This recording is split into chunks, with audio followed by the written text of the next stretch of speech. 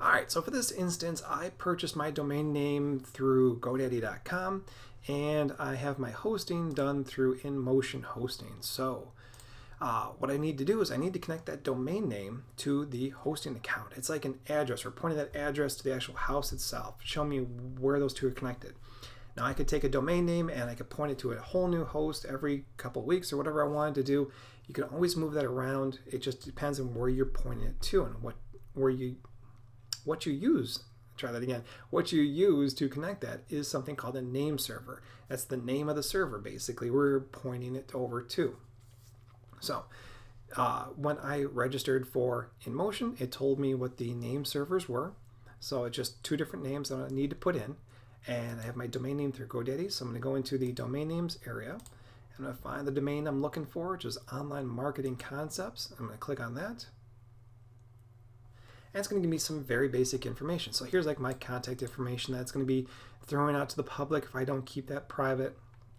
Again, I didn't pay to keep that private, so I'm not too worried about that right now. And then I'm going to come over to Manage DNS. That's where I want to manage the information about my server. So I click on that, and you'll see right here at the top, Name Servers. Now it's going to give you, now if you purchase it through GoDaddy, it's going to give you two name servers by default. I think they're like, they're random name servers that are specific to GoDaddy hosting. What you'll want to do is click on Change, and probably have to change it over from default, which GoDaddy does, to custom. And then for InMotion, these are the two name servers. Usually they'll start out with like an NS or NS1, something like that, and then the name of the company. And they'll give you two of them, so I'll add those two in there and I'll hit save. I've already got those two in there right now, so I'm not too worried about that. I can just go ahead and hit cancel. You'll hit save. Every domain name host is going to be a little bit different, but for the most part, this is exactly what you're looking for. Is just find where they have the name server information, change that out, and put that in there. Now, this does take a little while to propagate, to let all the servers know that this has changed. It's not going to be instantaneous. It could take anywhere from 5 minutes to, I think they say like up to 72 hours. I've never really seen it take quite that long. At most, probably an hour or so. It just depends on everything going on with servers at the time. But for the most part, you change that out, and within a few minutes, you'll probably see your domain name up and working. That's all you need to do for that. Those are your name servers. So I'm going to come on and get out of GoDaddy, and I'm going to go to my actual domain name itself. So for this one, I had registered Online Marketing Concepts, just a complete blank domain name. And if I type it in right now and hit return, as long as my name servers are working, you're going to see something like this where it asks you to finalize the install of WordPress. Now, if you watched the last video, you'll know that the server did all this information for me. I didn't have to do any of this. If I do it manually, this is what you have to go through. So by default, first you have to pick your language that you're going to be speaking. I'm going to stick with English because I don't know any of these other languages. And it's just saying, okay, be prepared here. You're going to need that database information that I just told you had to make sure you wrote down and kept safe. So I'm going to say, okay, I've got it. Well, let's go. All right, so we're just going to copy it on over. The database name I told you was the same as my username here. And in this case, I have the password, just asking for here. Now the database host, for the most part, it's always going to be localhost. That's why they came in there by default. Your hosting provider, if you have a real cheap old GoDaddy hosting, I know they have some crazy long database name.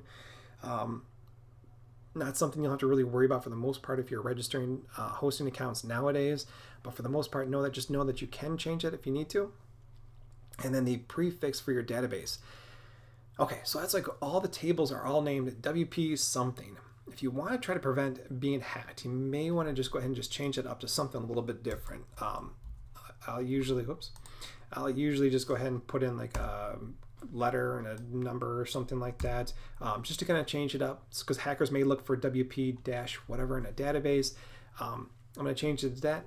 Nothing affects anything that you do by doing this. Just go ahead and keep that underscore in there, and it really doesn't affect anything. Just keep it to yourself, and we'll say submit. And we're going to run the installation, and within a couple seconds here, it's going to ask me what I want to call my website. So I'm going to call this Online Marketing Concepts. Whatever. I'll show you how to change this later on. And you come up with a username. I'll just call it Keith. You can maybe be a little bit more creative than that. come up with something that's a little bit more secure, it doesn't matter, you can keep that one simple. But then it gives you a password that you can use.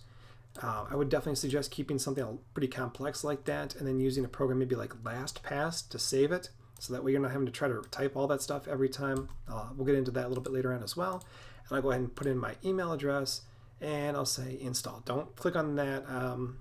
Yeah, for the most part, I wouldn't click on that right now. We can talk about that later. And we'll say install WordPress. So now it's doing the very final stages of installing WordPress, putting that information that I just typed in. If you had any database errors, it would have told you by now. But for the most part, that should go pretty smoothly. I'm not going to worry about that. And I'll say, okay, log in, just to make sure that this works. One thing to write down is the login page. So I'm going to go ahead and copy that. I'm going to paste it in here. There are basically two locations where you can log in at. So let's go ahead and take a look at these here right now. We can go to your domain name / wp-login.php or wp-admin. I prefer that because it's shorter and it actually redirects to this top domain name up here, or actually I should say URL. But either one of those will work. So maybe go ahead and write those down if you're new to WordPress. And I'm going to put in my new username, which was Keith, and my password. And log in, and voila, I am inside of WordPress. Next video, we're going to talk about all the different things in WordPress and start to get familiar with it.